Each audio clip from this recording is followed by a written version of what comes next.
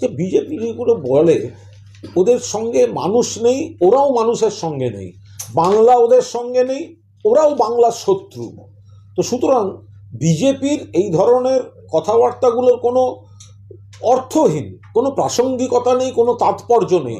যারা বাংলা টাকা আটকায়, যারা বাংলার গরিব মানুষকে পারিশ্রমিক থেকে 100 দিনের কাজে বঞ্চিত করে, যারা বাংলার মানুষকে আবাসের বাড়ি থেকে বঞ্চিত করে, যারা গর্বের সঙ্গে বলে আমরা দিল্লিকে বলছি এই না, যারা কথায় কথায় শুধু সেন্ট্রাল এজেন্সি দিয়ে বাংলাকে শাসন করতে চায়, যারা বাংলাকে কলুষিত করে বদনাম করে তাদের রাজনৈতিক স্বার্থ চরিতার্থ করতে চায়, যারা ধর্মকে ভেদাভেদের হাতিয়ার করে ভোটের রাজনীতি করতে চায়, তো তারা এই ধরনের অসার কথাবার্তা, ওরা কোনো দিক দিয়েই কাউকে কিছুই কোনো ছাপ ফেলতে পারবে না।